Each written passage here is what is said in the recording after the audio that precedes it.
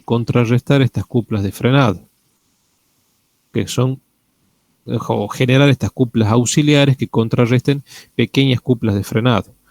Pero el problema es que cuando la corriente de carga, fíjense que no es ni un 5%, es un 0,5%, es decir, 0, esto dividido en 100, 0,005 la corriente nominal.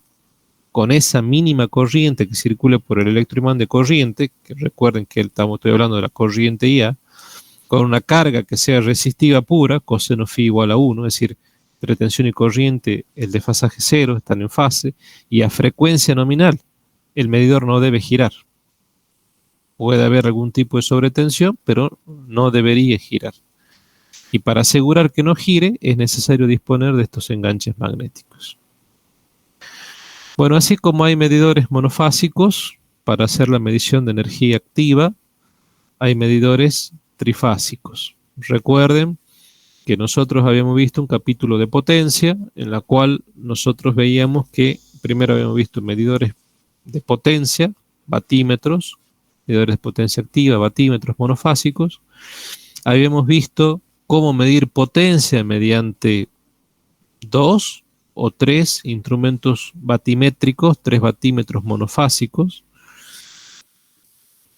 Uno de ellos era el método de Aaron, que es el método de los 2 batímetros, en los cuales para cargas equilibradas, ¿sí?, o levemente desequilibradas, yo podía aplicar, y siempre que tenga 3 hilos conductores, yo podía aplicar el método de los 2 batímetros utilizando 2 instrumentos para hacer una medición de potencia trifásica.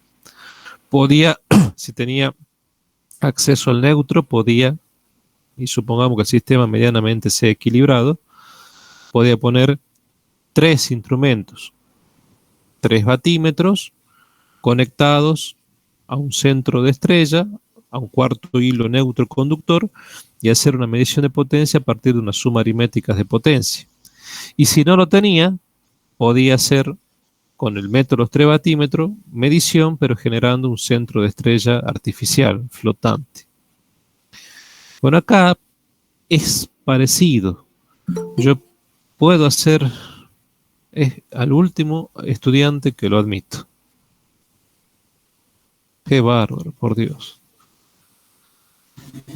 Algo parecido puedo hacer con el tema de los medidores, que es una conexión que sería equivalente a una conexión Aaron que habíamos visto en potencia. 2 unidades monofásicas, 1 o 2 discos sobre el mismo eje, con 1 o 2 imanes permanentes. Entonces fíjense en que aquí abajo tenemos la red trifásica, RCT y un hilo conductor neutro, y fíjense que están dispuestas las cargas monofásicas entre fases o entre fase y el hilo conductor neutro. Entonces todo esto que está acá está haciendo la demanda de potencia de mi red, este lado carga, y todo esto que está acá hace que el flujo de potencia va desde el lado red hacia el lado carga. En el medio tengo un instrumento con una serie de placas que están puestas aquí, donde tengo acceso a las 3 fases y acceso al neutro. Entonces fíjense, en este caso tendría un solo eje con 2 discos metálicos de aluminio, en los cuales voy a tener los electroimanes dispuestos de esta manera, cada bobina correspondiente a cada una de las fases, con los electroimanes de tensión, y una horquilla, en este caso dispuesto sobre el espacio libre que tengo, que es en el disco superior, para generar la cupla antagónico de frenado, y no tan solo que lo frena este disco, sino que frena todo el sistema de disco, y eso, por supuesto, conforme esto gire, se inducirán tensiones, aparecerá un flujo phi sub P, aparecerán tensiones inducidas E sub P, corriente I sub P, interacciones entre phi sub P e I sub P, y cuplas antagónicas de frenado que se opondrán a las cuplas motoras generadas ya no por un solo sistema con doble electroimán, tensión, corriente, sino por ya 3 sistemas de electroimanes con tensiones y corrientes para generar las cuplas motoras. Así como hay un sistema trifilar, hay sistemas tetrafilares, y esto que está acá obedece más bien a un sistema tetrafilar, porque fíjense en que tenemos 4 conductores, 3 conductores y un neutro. Pueden ser de 2 discos, como en este caso, o 3 discos que están sobre el mismo eje. Bueno, esto para que tengan una idea, que fíjense en que lo que hemos visto hasta acá, conceptualmente las ecuaciones se aplican, solo que ahora se van a aplicar para cada una de las fases. Entonces podemos hacer una medición de potencia activa trifásica. A modo de repaso, cuando teníamos tensiones simétricas, es decir, que eran tensiones simétricas, un sistema trifásico simétrico de tensiones de lado fuente, que es el ideal de los casos. Yo les dije que hoy en día eso no es tan así, los sistemas no son tan simétricos. ¿Qué significa asimétricos? Tres tensiones iguales desfasadas 120 grados eléctricos con una cierta secuencia de fase que tiene que ver con la sucesión de fase RST, y con eso da lugar a que el sistema fasorial tenga un sentido de giro y que electrotécnicamente se toma por convención en sentido antihorario, y esto gira a una cierta frecuencia angular eléctrica, omega eléctrico igual a 2pi por F eléctrico. Eso era un sistema simétrico. Con eso estoy, bajo la hipótesis de análisis que estamos haciendo, estamos suponiendo que estamos alimentando con eso. Hoy, a la fecha, esos sistemas perfectamente equilibrados no son, y eso hace que a través de la teoría de Fortescue, que ustedes lo deberían haber visto en segundo año, se produzca una descomposición de estos sistemas de, digamos, no simétrico, asimétrico, en tres sistemas equilibrados, perfectamente balanceados, pero analizado a partir de redes de secuencia. Bueno, suponiendo que tenemos el mejor de los casos, que es todo equilibrado y simétrico, bueno, recuerden que podemos tener instrumentos con sus respectivas compensaciones, con las bobinas de corriente en azul, con las bobinas voltimétricas en negro, y alimentamos una cierta carga. Si eso nosotros lo llevamos a nuestra teoría de medidor, bueno, fíjense en que tendríamos flujos Φ1 generados por corrientes IR y por corrientes IS, porque acá estamos suponiendo que en este supuesto las bobinas voltimétricas se conectan a un hilo neutro, y fíjense en que las bobinas de corrientes están conectadas a la fase, digamos, la fase que se han interrumpido son las fases R y la fase S. Entonces tendríamos bobinas, en lo que sería para el medidor el electroimán de corriente, en vez de este rojo salir por acá, enrollarse en esta columna o en este polo y salir, directamente la primera columna sale y en la segunda columna entra la segunda corriente. Entonces fíjense en que el electroimán, esto que estamos viendo acá, que no está tan fácil de verlo, los electroimanes de corriente y de tensión, la forma sigue siendo la misma, solo que el devanado ha cambiado. Ahora hay dos corrientes que están circulando por los polos en vez de una correspondiente a una fase y otra correspondiente a la otra. Bueno, esto sería, se utiliza básicamente para abaratar costo, y es necesario en todo esto recordar cómo funcionaban los batímetros trifásicos. Dentro de lo que serían medidores de inducción, también se pueden generar, parecido a como habíamos visto, que a partir de un batímetro podíamos medir, lo podíamos transformar en un barímetro para hacer medición de potencia reactiva, que eso implicaba internamente en el instrumento hacer un tipo de conexión particular, de forma tal que el instrumento ahora sí pueda medir potencia reactiva. Incluso hemos visto que trifásicamente podemos medir potencia reactiva. Bueno, acá en los medidores pasa algo similar. Ahora nosotros tendremos que buscar que cuando se cumplan las ecuaciones de equilibrio, las cuplas motoras no sean proporcionales a un U por I coseno, que es la potencia P, sino que sea proporcional a un I por I seno de Φ, que eso es proporcional a Q. Para los cuales en el diagrama fasorial se deben cumplir una serie de condiciones. Lo que se hace es aumentar artificialmente el desfasaje entre la corriente esta y R en azul con el desfasaje Φ y R, y básicamente lograr que ese desfasaje se iguale, que es el desfasaje delta, se iguala al desfasaje existente entre la tensión en rojo UR0 con el flujo en rojo Φ R0. El efecto como consecuencia de haber hecho esta igualdad para que la cupla motora sea proporcional a las potencias reactivas Q implica que en los diagramas fasoriales, tensiones corrientes y flujos, se verifiquen estas dos igualdades en cuanto al ángulo. Por supuesto, debo buscar trazos y cuadraturas parecido a lo que lo hacía con el método de los batímetros. ¿Cuáles son las magnitudes que influyen en estos instrumentos a discos? Acá vemos los rodillos del detector ciclométrico, el disco de aluminio, la constante del instrumento, los bornes de conexionado, y nosotros podemos a priori trazar curvas de errores, ¿sí?, en función de, por ejemplo, los porcentajes de corriente de carga, un 100%, un 200%, un 300%. Es decir, cuando tenemos el doble, el triple, el cuádruple de corriente nominales, incluso valores más bajos. Entonces, ver para diferentes factores de potencia, normalmente se está por norma fijado para coseno phi igual a 1, es decir, carga resistiva pura y coseno phi 0,5, que son las curvas en negro y curvas punteadas, ver las oscilaciones de error en función de las variaciones de corriente de carga, que es la corriente IA, que en definitiva es la corriente que pasa por el electroimán de corriente y que dependerá de la impedancia de carga. Bueno, ¿cuáles son las magnitudes que influyen? Rápidamente analizadas, porque algo ya dijimos en la clase pasada. Son 4. Las que están marcadas en rojo es la primera que vamos a analizar, que serían las variaciones de la corriente de carga. Si la corriente de carga aumenta, ya a esta altura no hay ninguna duda. Fíjense, acá le pongo el esquema. Si la corriente de carga aumenta, la corriente IA aumenta, el flujo phi A, la excitación magnética NA por IA cambia, ¿sí?, varía. Recordemos que acá este circuito amperométrico tiene normalmente pocas números de espiras, o sea que NA es bajito, y cuando varía la corriente de IA, varía la excitación y varía el flujo. Como las cuplas antagónicas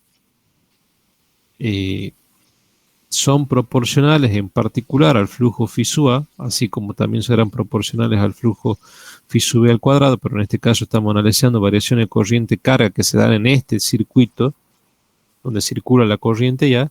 Ese flujo phi sub A al cuadrado, como ya hemos dicho, produce cuplas antagónicas, que eso hace que, por ejemplo, el medidor indique de menos y eso me genera error. ¿Cómo hago entonces para minimizar esos errores?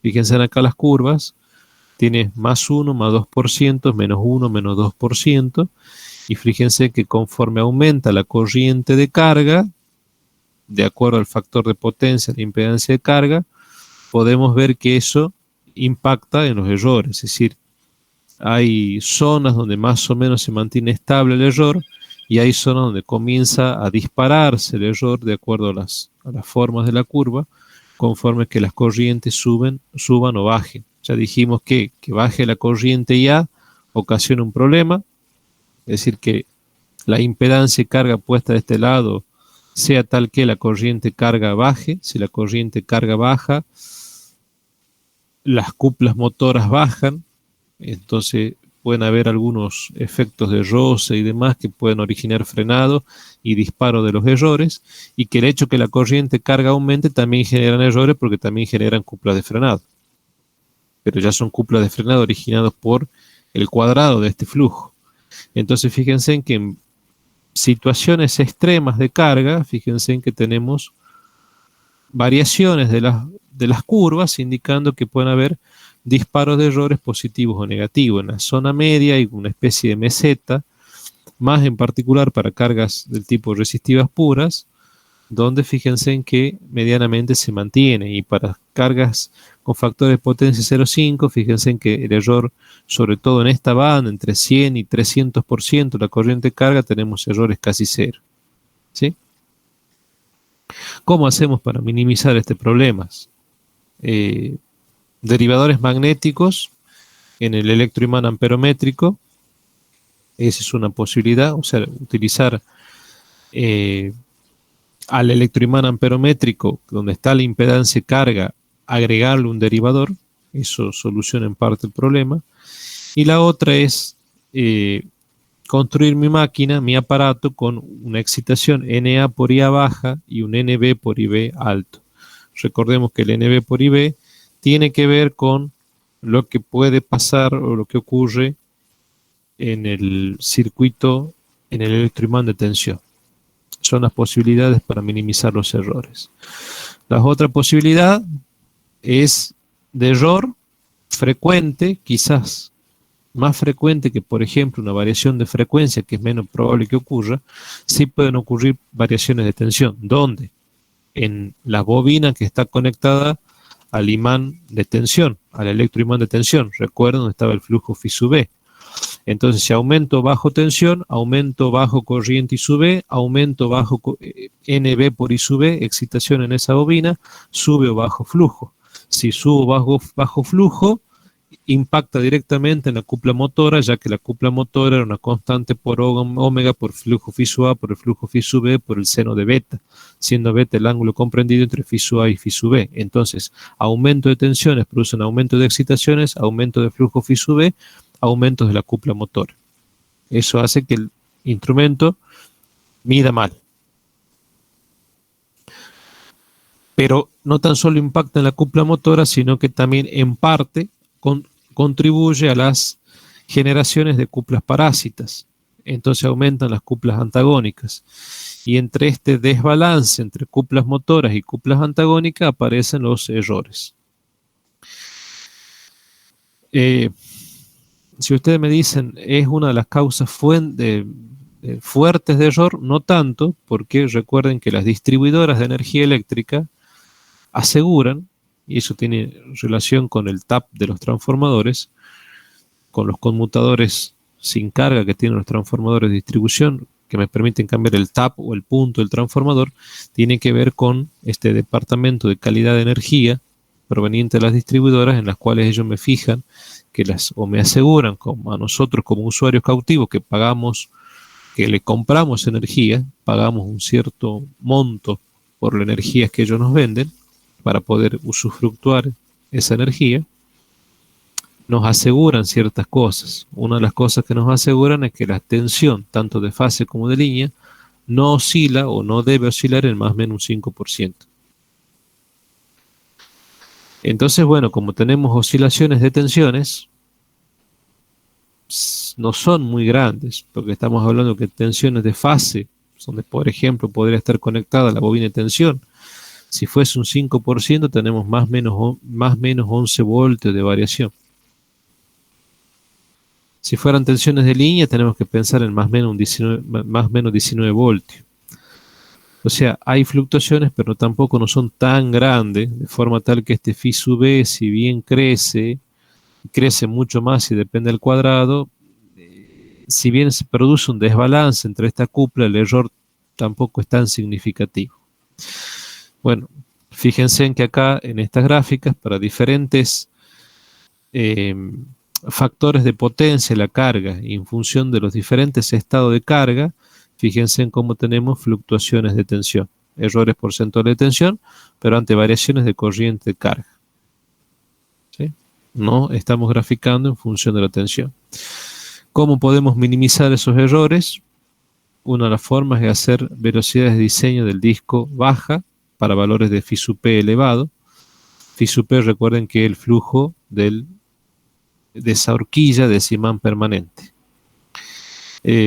¿Por qué? Porque si la velocidad del disco no es muy alta, es relativamente baja, las tensiones inducidas no lo serán tan altas, las corrientes, se podrá controlar de algún modo las corrientes IP inducidas en el disco, que son las que interactúan con el flujo phi sub P, dando como resultado la cupla principal antagónica, que va a ser proporcional al cuadrado del flujo phi sub P. Entonces, de alguna manera logro compensar un poco eso. La otra posibilidad es el derivador del electroimán de tensión, que trabaje una zona de curva magnética, porque recordemos que todo esto son los electroimanes, son bobinas con núcleo de hierro. Si hay núcleos de hierro, hay curvas BH asociadas a esas curvas. Entonces, una de las posibilidades es que trabajen en zonas de curvas magnéticas con permeabilidades decrecientes. O sea que mientras más aumente la inducción, porque va a aumentar la tensión hace que aumente la inducción. Recordemos que es una Un electroimán funcionaría como mismo con una máquina de alterna, pero en versión miniatura inserto en el aparato. En alterna, recuerden que el flujo depende de la tensión. A más flujo, a más tensión, más flujo; a menos tensión, menos flujo. Y cuando varía el flujo en esa curva BH, bueno, si tengo una sobretensión y aumentó la tensión, aumentó el flujo que se establece en el núcleo de ese electroimán, me acerco a zona de saturación, puede haber disparos de intensidad de campo magnético H, pero las permeabilidades relativas decrecen considerablemente. Entonces, si yo me acerco a esa zona, o tengo un electroimán con una curva BH tal que ante valores de sobretensión me acerque a zona de saturación, y eso hace que baje la permeabilidad relativa, bueno, puedo contrarrestar estos fenómenos y estos errores que se producen como consecuencia de esas oscilaciones de tensión. Otra posibilidad son variaciones de temperatura. Normalmente estos medidores a disco están pensados para trabajar entre los menos 10 grados centígrados y 40 grados centígrados, es decir, que admiten variaciones de no más de 50 grados centígrados. Los imanes permanentes tienen coeficientes negativos con la temperatura, es decir, hay porcentajes en los cuales su campo baja conforme por grado de centígrado de temperatura que aumenta. Como las cuplas antagónicas fundamentalmente dependen del flujo phi sub p al cuadrado, aumentos de temperaturas, por ejemplo 10 grados centígrados, hacen que esas cuplas antagónicas bajen. ¿Por qué? Porque de acuerdo a cómo responde el material de esos imanes permanentes con las variaciones de temperatura, y bueno, hacen de que baje, ¿sí? Tengamos descensos importantes de la cupla antagónica. Cuando baja la cupla antagónica, bueno, se produce un desequilibrio entre cuplas motóricas y antagónicas, y bueno, esto se va a equilibrar en un punto de trabajo diferente, haciendo que tengamos velocidades de giro distintos, movimientos del ciclométrico a velocidad distinta e indicaciones incorrectas, y hace que esto mida mal. Una de las formas de solución que se ha encontrado justamente es buscar poner entre el disco y lo que serían los imanes estos permanentes con sus polaridades norte-sur, intercalar aleaciones, por ejemplo Thermaloy, que es una aleación triple de níquel, cobre y hierro, que justamente que hace que la permeabilidad mu de esta aleación disminuye en esa banda de temperatura de 0 a 50 grados. Entonces con eso los efectos negativos de los aumentos de temperatura que proporcionan un descenso en la cupla de frenado se ven compensados con esto, porque justamente el comportamiento de la permeabilidad relativa o de la permeabilidad mu para esa banda de temperatura contribuye a que eso se pueda corregir. Bueno, aquí algunas curvas para factores de potencia. Esta curva que está aquí ampliada es esta que está acá, donde podemos ver para factores de potencia, tanto 0,5, que correspondería a esta curva punteada que está acá, o factores de potencia igual a 1, que sería el caso de tener cargas resistivas puras, a corrientes nominales, es decir, son cargas resistivas puras, pero a su vez demanda una potencia tal que la circulación de corriente sea la corriente nominal, que es la corriente para la cual está previsto y diseñado el medidor, la bobina de ese medidor. Fíjense que acá en color se lo nota un poquito mejor, donde el cruce lo tenemos en 20 grados centígrados. O sea que para 20 grados centígrados, independientemente que sea una carga resistiva pura o que sea una carga inductiva, el error es mínimo, el error es cero. Estamos en el mínimo de error, no tenemos error. O sea, sería una temperatura óptima de trabajo del equipo. Para temperaturas o muy bajas o muy altas, fíjense, dependiendo de la carga que tenga, habrá disparos de errores por las razones expuestas anteriormente, en función de cómo afecta la cupla antagónica los aumentos de temperatura, ya por tener un coeficiente negativo con la temperatura. Por último, variaciones de frecuencia, que si bien esto se lo puede analizar, tampoco es una causa fuerte de error, porque fíjense en que la frecuencia eléctrica directamente no cambia, está en una banda de 49,8, 50,2, se mantiene bastante estable con con la frecuencia. A priori, uno puede decir, bueno, me acuerdo cómo es la ecuación de la cupla motora. Era K por W por phi A por phi B por seno.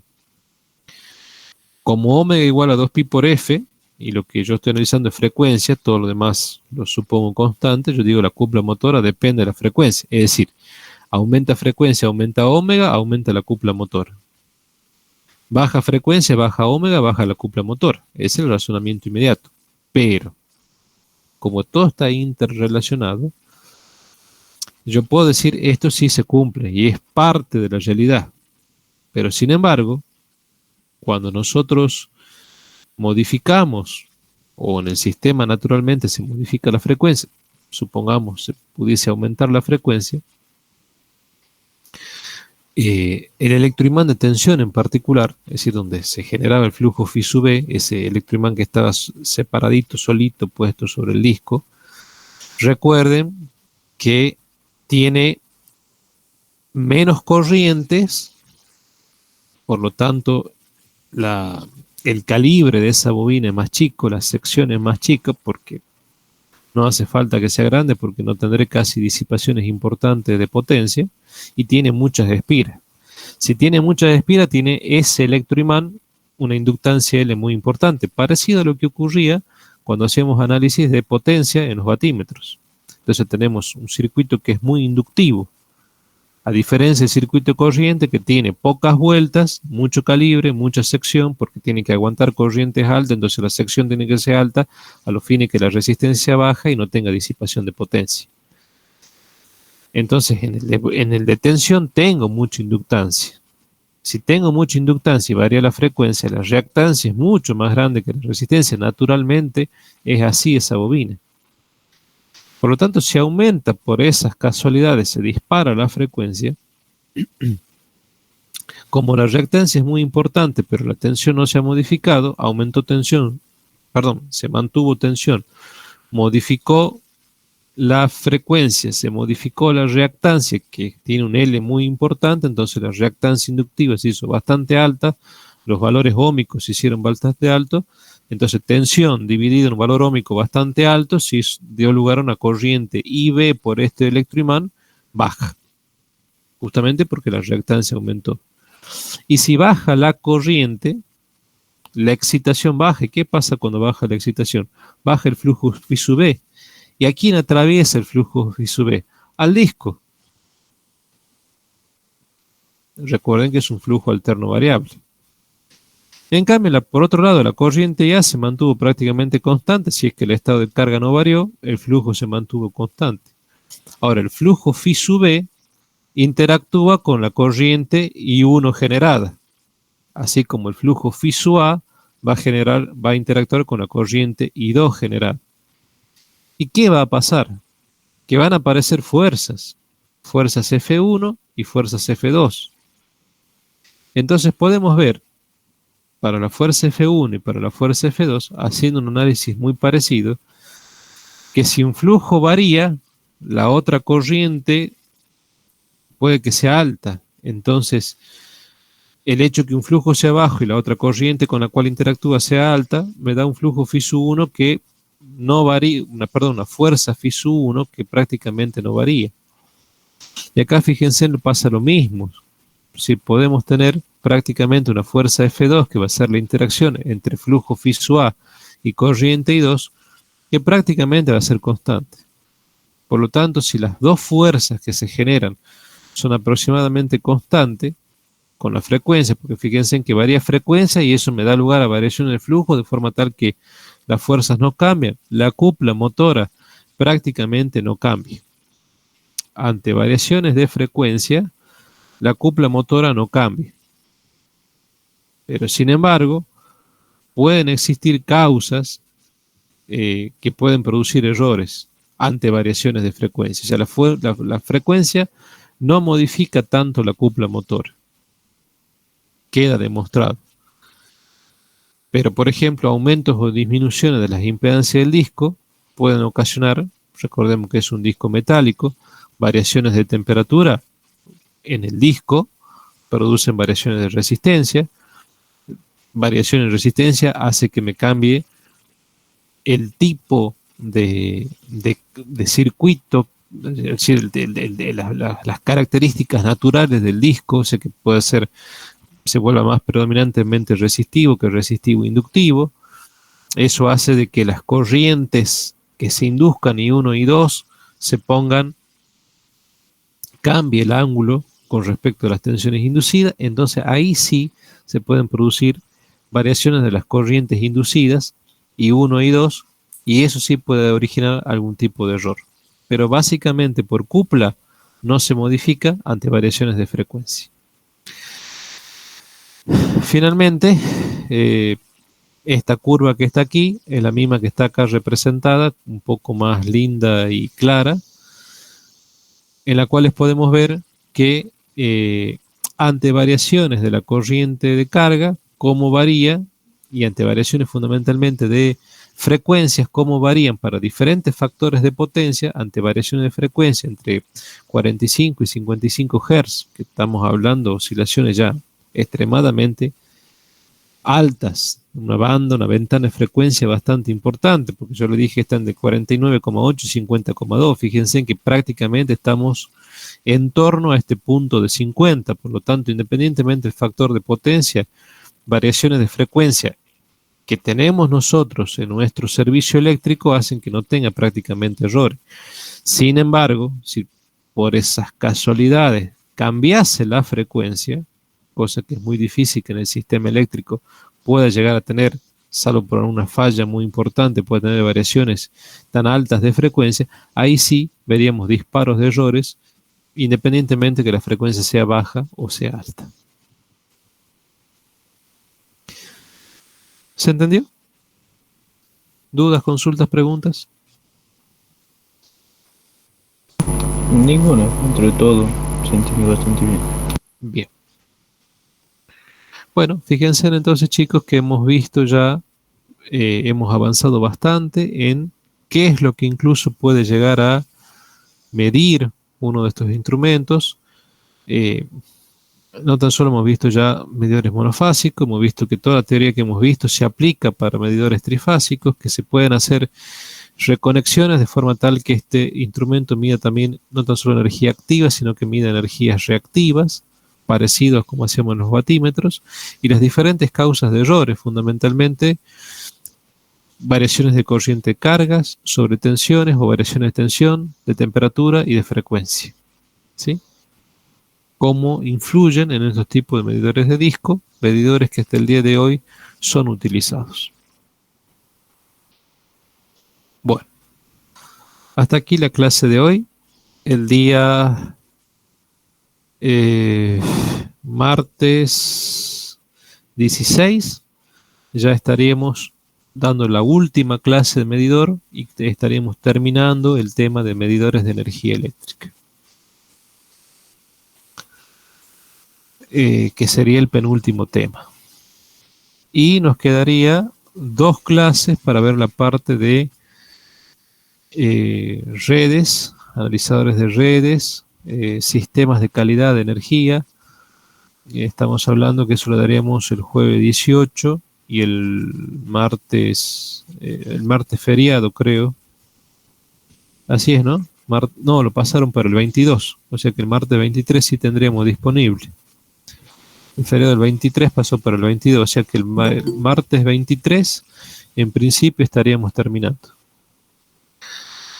Y bueno, una vez terminado esto, muchachos, tenemos que ver los exámenes, entre comillas, el trabajo práctico evaluativo, que lo que sería lo que resta de noviembre y la primera semana de diciembre, tenemos que ver de corregir los errores que hay en lo que ya presentaron y trabajar en el segundo práctico evaluativo para que a más tardar mediados de diciembre ya acá naturalmente se fue depurando gente, hay gente que nunca ingresó al aula y para mí esa gente está, salvo que me den algún tipo de explicación valedera, pero hay gente que nunca ingresó, esa gente está libre. Hay gente que venía participando y dejó la asignatura sin explicación alguna, para mí esa gente está libre. Yo de todas formas haré una devolución de los exámenes, pero prácticamente yo cuento que hay de 40 personas que había al comienzo de año, sacando lo que están de oyente, habrá unas 20 personas que son los que están eh, en carrera, por así decirlo. Y sobre esas 20 personas, bueno, aspiro que ya a medio de diciembre puedan tener presentados sus 2 trabajos prácticos, su carpeta de trabajos prácticos, y bueno, ya con toda la teoría vista.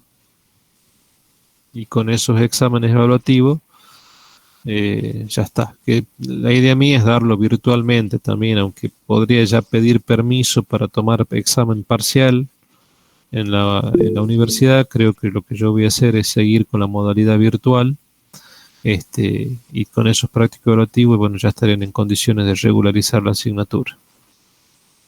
Si hay alguien que está escribiendo, no estoy viendo el chat, si me pueden leer la pregunta.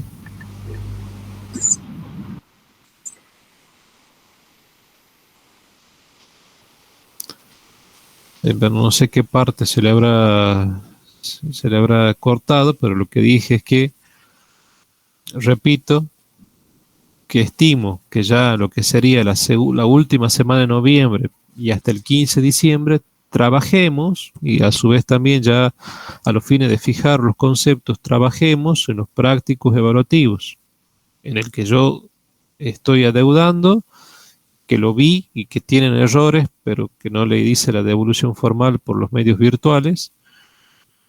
Pero eso les quiero explicar dónde están los errores, así lo pueden rehacer y presentarlo nuevamente y tenerlo bien en su carpeta, y tomar o dar el segundo práctico evaluativo. Y bueno, ya quedamos tampoco, que el deseo mío es que explicarlo, que lo entiendan, que lo resuelvan, que le queden fijos los conceptos, sacarse ese segundo práctico y ya estar en condiciones de regularizar la asignatura, con toda la teoría vista de punta a punta, mejorada con respecto al año pasado, con más temas con respecto al año pasado. Estaremos terminando, si Dios quiere, en tiempo y en forma, y con los prácticos evaluativos que le van a hacer un soporte conceptual de la teoría vista. Y bueno, yo creo que con eso están, muchachos, bien preparados, bastante bien preparados, incluso para enfrentar algún docente eventualmente si yo tengo que dejar la cátedra, que es una posibilidad que, como le dije, vengo con freno de mano, tratando de dilatar lo más que puedo, sobre todo para la comisión de ustedes, no generarle inconvenientes. Entonces, por eso también en mi apuro de ya en diciembre liquidar esto, antes de la fiesta tenerlo liquidado, y bueno, ya también va a ser una tranquilidad para ustedes, que va a estar pasada la regularidad. Con esto no les quiero decir que los voy a aprobar así tan fácilmente y alegremente, ¿no? También tienen que ponerse a estudiar, leer, poner de su parte. Está mi intención de mi lado, pero si de su lado no está la intención de sentarse a estudiar, bueno, lamentablemente no los regularizaré. Necesito que, si de este lado estoy poniendo la voluntad, aún que hace 2 años que no hay un jefe de trabajo práctico designado, bueno, ustedes pongan la voluntad de hacer su parte, cosa que le demos un poco más de fluidez a esto, y bueno, rápidamente se saque la materia, que no es una materia fácil de regularizar. Para algunos sobrevivientes de años anteriores, en los cuales estaba como jefe de práctica en esa época, rendir parciales de esta materia siempre fue muy bravo. Y la tasa de regularizados y de aprobados normalmente es baja. Entonces, yo creo que la situación esta particular de que la materia haya tenido que mutar íntegramente a la fase virtual ha posibilitado que por lo menos el acceso a la regularidad sea mucho menos doloroso que años anteriores, donde se tomaba un parcial. Yo incluso ahora podría pedir cursos para tomarle un parcial a usted, y estoy seguro que no va a quedar ni la mitad, porque son dependiendo la magnitud de los temas y de los problemas, son los porcentajes que uno suele esperar. Pero bueno, muchachos, la verdad es que el hecho que hayan estado participando en estas condiciones también de pandemia durante todo un año, sin faltar, llegando tarde, noviembre y siguen llegando tarde, pero por lo menos que no hayan faltado a clase, bueno, para mí tiene su valor, ¿sí? Así que si Dios quiere, antes de la fiesta, quizás ya podemos estar, pueden tener regularizada la asignatura. Yo al menos aspiro de mi lado que por lo menos los que lo siguen hasta el final, que son muy pocos, puedan lograr con ese objetivo. Así que bueno, jóvenes caballeros, si no hay más preguntas, listo, desocupados, y lo que tengan que rendir examen final, que están de oyentes, bueno, si le han seguido la materia, piensen que hay una posibilidad, hay por lo menos 3 mesas de exámenes en diciembre para rendirlo. Y bueno, si quieren rendir en febrero, ruegan a Dios que pueda seguir hasta febrero, y cosa que le pueda tomar el examen. En diciembre no va a ir. ¿Cómo? A meterle en diciembre. Ah, en diciembre. Bueno, me parece muy bien. Me parece muy bien que rinda en diciembre. Usted es uno de los que la sigue bastante de cerca la asignatura, así que quizás pueda no tan solo regularizar. ¿Está regular usted? Sí. Bueno, pero no la cursé con... pueda rendir el final por lo menos y aprobarlo. Bueno, chicos, listo, desocupados, liberados. Perfecto, profe. Estamos viendo. Hasta luego, profe. Gracias. Chao, chao. Hasta luego. Chao, chao.